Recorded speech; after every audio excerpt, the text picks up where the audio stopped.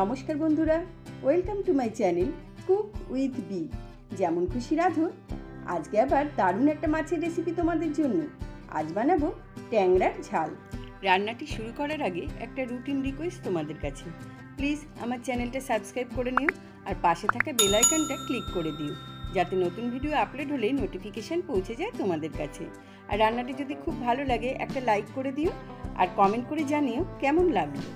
রান্নার শেষে যে উপকরণটি আমি ইউজ করেছি সেটা কিন্তু অবশ্যই দেবে, তাতে রান্নার টেস্ট দ্বিগুণ হয়ে যাবে। সেই উপকরণটা কি সেটা জানার জন্য কিন্তু ভিডিওটা শেষ পর্যন্ত অবশ্যই দেখো। তাহলে চলো আজকের রেসিপি ট্যাংরা মাছের ঝাল রান্নাটা শুরু করা যাক।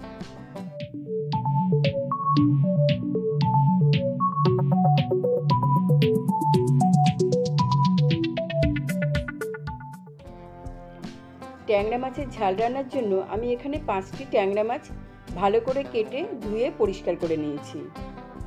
মাছগুলোতে হাফ চা চামচ হলুদ গুঁড়ো, 1 টেবিল চামচ সর্ষের তেল আর হাফ চা চামচ নুন খুব ভালো করে মাখিয়ে 10 মিনিট ম্যারিনেট করে রেখে দেব। মাছ মাখানোর সময় সর্ষের তেলটা কিন্তু অবশ্যই অ্যাড করবে, এতে মাছ যখন ভাজবে তখন ছিটে উঠবে কম।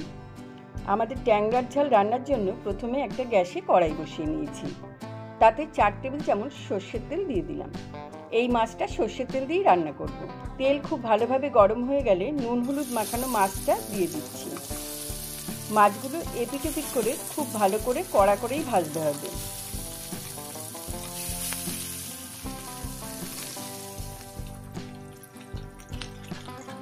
মাছগুলো খুব ভালো করে ভাজা হয়ে গেছে, এবার মাছগুলো তুলে নিচ্ছি।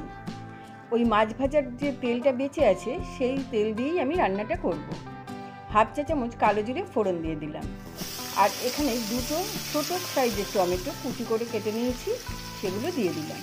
একটু অল্প নুন দিয়ে দিলাম যাতে টমেটোটা তাড়াতাড়ি নরম হয়ে যায়। খুব ভালো করে টমেটোটা নেড়ে নিতে হবে। এবার হাফ চা চামচ হলুদ দিলাম, হলুদটা দিয়েও একটু মিশিয়ে নিলাম।